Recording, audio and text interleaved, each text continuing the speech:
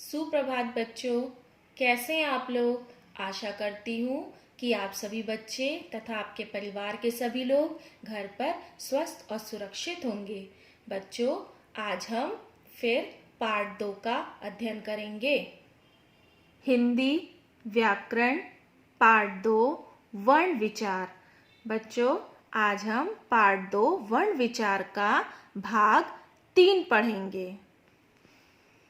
कल मैंने आपको बताया था कि व्यंजन के भेद, व्यंजन के कितने भेद बताए थे मैंने आपको। व्यंजन के क स्पर्श के आधार पर।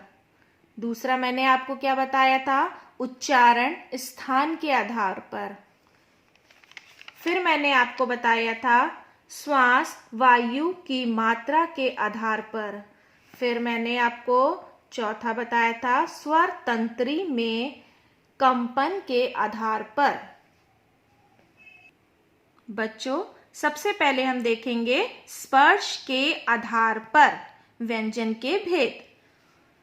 मुख के अंगों के स्पर्श के आधार पर व्यंजनों को मुख्य रूप से 3 भागों में बांटा गया है। कितने भागों में? 3 भागों में। पहला स्पर्श व्यंजन, दूसरा अंतस्थ व्यंजन और तीसरा ऊष्म व्यंजन। अब बच्चों, हम देखेंगे कि स्पर्श व्यंजन क्या होता है। जो व्यंजन मुख के विभिन्न अंगों के पारस्परिक स्पर्श से बोले जाते हैं, उन्हें स्पर्श व्यंजन कहते हैं। अब इनके वर्ग हैं और व्यंजन है, इन्हें अलग अलग बांटा गया है। वर्ग में देखेंगे आप क्या है और व्यंजन इनके क्या हैं। का वर्ग में है इसके व्यंजन क, ख, ग, घ, अड़ा। फिर हम देखेंगे चा वर्ग। चा वर्ग में क्या व्यंजन आते हैं? च, छ, ज, झ, इया। फिर टा वर्ग। टा वर्ग में ट, ठ, ड, ढ, न। ता वर्ग। ता वर्ग के व्यंजन क्या है? ट, ठ, द, ध, न। पा वर्ग। पा वर्ग के व्यंजन है प, फ, ब, भ, म। ठीक है बच्चों, आपको समझ में आया कि स्पर्श व्यंजन के ये वर्ग है और ये क्या है उनके व्यंजन। अब दूसरा है हमारा अंतस्थ व्यंजन। ये व्यंजन क्या होते हैं हम इसे भी जानेंगे। इन व्यंजनों का उच्चारण स्वरों और व्यंजनों के बीच का सा होता है, अतः इन्हें अंतस्थ व्यंजन कहते हैं। जैसे य, र, ल, व। ये क्या है? अंतस्थ व्यंजन। अब तीसरा हम देखेंगे, क्या बताया था मैंने आपको तीसरा? ऊष्म व्यंजन। ये कौन से व्यंजन होते बच्चों, इसे भी हम समझेंगे। जिन व्यंजनों के उच्चारण में, बोलने में के समय मुख से निकलने वाली वायु रगड़ खाकर ऊष्म गर्म हो जाती है, उन्हें ऊष्म व्यंजन कहते हैं। जैसे श, श, सा, हा। ठीक है, ये कौन से व्यंजन है हमारे? ऊष्म व्यंजन। अब हमने आपको का बताया था स्पर्श के आधार पर। अब उसके बाद खा क्या है? व्यंजन का दूसरा भेद है उच्चारण स्थान के आधार पर।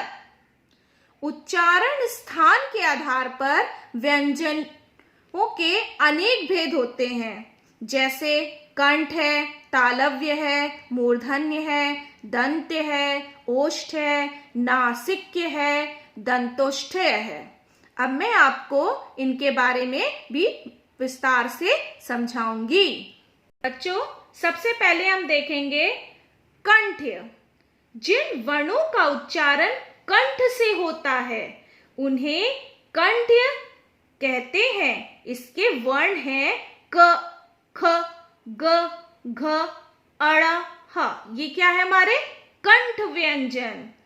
दूसरा है हमारा तालव्य। जिन वर्णों का उच्चारण तालु से होता है उन्हें तालव्य कहते हैं। इसके वर्ण है बच्चों च, छ, ज, झ, य, श। ये क्या है तालव्य व्यंजन। फिर तीसरा है हमारा मूर्धन्य। जिन वर्णों का उच्चारण मूर्धा से होता है उन्हें मूर्धन्य कहते हैं। इसमें कौन कौन से वर्ण आते हैं ट, ठ, ड, ढ, न, र, श। ये है मूर्धन्य व्यंजन। फिर हम देखेंगे चौथा है हमारा दंत्य।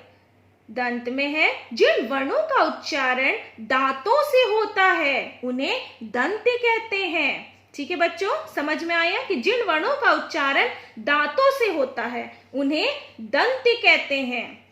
तो इसके वर्ण है त, थ, द, ध, न, ल, श। ये क्या है दंत्य व्यंजन। फिर है फिफ्थ हमारा पांचवा ओष्ठ। जिन वर्णों का उच्चारण ओष्ठ से होता है उन्हें ओष्ठ कहते हैं। इसके व्यंजन हैं प, फ, ब, भ, म।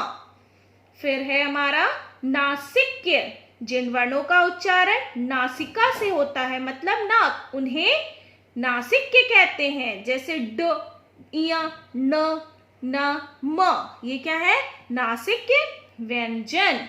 फिर आखिरी है हमारा दंतोष्ठ्य। जिन वर्णों का उच्चारण दांत और ओष्ठ से होता है उन्हें दंतोष्ठ्य कहते हैं। ठीक है बच्चों, समझ में आया ये आपको। अब हम देखेंगे बच्चों ग।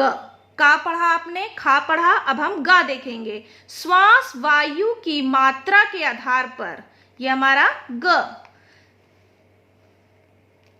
श्वास वायु की मात्रा के आधार पर दो प्रकार के व्यंजन होते हैं, अल्प प्राण और महाप्राण। अल्प प्राण क्या होता है, जिन वर्णों के उच्चारण में श्वास वायु कम मात्रा में बाहर निकलती है उन्हें अल्प प्राण व्यंजन कहते हैं। महाप्राण, जिन वर्णों के उच्चारण में श्वास वायु अधिक मात्रा में बाहर निकलती है उन्हें महाप्राण कहते हैं। अब हम देखेंगे बच्चों घ, ये कि आखिरी वाला। स्वर तंत्री में कंपन के आधार पर, स्वर तंत्री में श्वास कंपन के आधार पर भी व्यंजनों के कितने भेद होते हैं, इसके भी दो भेद होते हैं। पहला आघोष और दूसरा साघोष। अब बच्चों हम लोग पढ़ेंगे वर्ण विच्छेद। वर्ण विच्छेद क्या होता है, इसका अर्थ क्या है। किसी शब्द में प्रयुक्त ध्वनियों या वर्णों को अलग अलग करके लिखने को वर्ण विच्छेद कहते हैं। किसी भी ध्वनियों के जो वर्ण होते हैं उनको जब हम अलग अलग करके लिखते हैं तो उसे क्या कहते हैं, वर्ण विच्छेद। उदाहरण के लिए बच्चों आप यहाँ पे देख रहे हैं मैंने लिखा है, क्या शब्द लिखा है मैंने, कामना। अब हमने इस वर्ण शब्द को वर्ण विच्छेद किया है, मतलब अलग अलग करके लिखा है। देखिए कामना को कैसे वर्ण में विच्छेद किया है, क, अ, धन म, धन अ, धन न, धन अ, तो क म न। जब आप बच्चों इसको खुद से बोलेंगे तो आपको और भी अच्छी तरीके से समझ में आएगा, आप जल्दी से समझ जाएंगे। फिर मैं आपको दूसरा उदाहरण बताती हूं। मैंने दूसरा शब्द क्या लिखा है, विकास। इसे भी हम देखेंगे, व, ई, धन क, धन अ, धन सा, धन आ, तो वि, क, स। ठीक है बच्चों, तो ये मिला के क्या बन गया, विकास। अब तीसरा उदाहरण भी देखिए, लक्ष्य। अब इसे हमने कैसे वर्ण विच्छेद किया है, ल, धन अ, धन क, धन श, धन य, धन आ, लक्ष्य। हो गया बच्चों, ये मिला के क्या बन गया? लक्ष्य। तो ये आपको वर्ण विच्छेद का उदाहरण समझ में आया कि वर्णों को अलग अलग करके लिखने को वर्ण विच्छेद कहते हैं। अब मैं बताऊंगी बच्चों आपको वर्ण विच्छेद के बाद वर्ण संयोजन। वर्ण संयोजन क्या होता है बच्चों, हम इसे भी समझेंगे। शब्दों के वर्ण विच्छेद के वर्णों को मिलाकर उनसे शब्द बनाने की प्रक्रिया को वर्ण संयोजन कहते हैं। ठीक है बच्चों, समझ में आया आपको? फिर से मैं बता रही हूं, शब्दों के वर्ण विच्छेद के वर्णों को मिलाकर उनसे शब्द बनाने की प्रक्रिया को वर्ण संयोजन कहते हैं। जैसे श, उ, धन द, धन ध, धन आ। तो ये क्या हो गया? वर्ण विच्छेद को मिलाने से क्या शब्द बना? शुद्ध। समझ में आया बच्चों आपको आज का ये पाठ कि मैंने आपको क्या क्या पढ़ाया है? आज पार्ट 2 में हमने क्या क्या सीखा, हम इसके कुछ प्रमुख बिंदुओं को सुनेंगे, समझेंगे। बच्चों, अभी तक हमने जो पढ़ा है हम उस पर थोड़ा सा ध्यान करेंगे। वर्ण भाषा की सबसे छोटी इकाई है। वर्णों के व्यवस्थित समूह को वर्णमाला कहते हैं। वर्णों के 2 भेद हैं, पहला स्वर और दूसरा व्यंजन। स्वरों का उच्चारण श्वास वायु में बिना किसी रुकावट के होता है और व्यंजनों के उच्चारण में हवा मुंह के अलग अलग स्थानों से बाधित होती हुई बाहर निकलती है। स्पर्श के आधार पर व्यंजन के 3 भेद मैंने आपको बताए। पहला स्पर्श व्यंजन, दूसरा अंतस्थ व्यंजन और तीसरा ऊष्म व्यंजन। शब्दों के वर्णों को अलग अलग करके लिखना वर्ण विच्छेद कहलाता है। वर्ण विच्छेद के वर्णों को मिलाकर शब्द बनाना वर्ण संयोजन कहलाता है। बच्चों, आशा करती हूँ कि आज जो मैंने आपको पढ़ाया पार्ट 2 वर्ण विचार आपको अच्छे से समझ में आ गया होगा।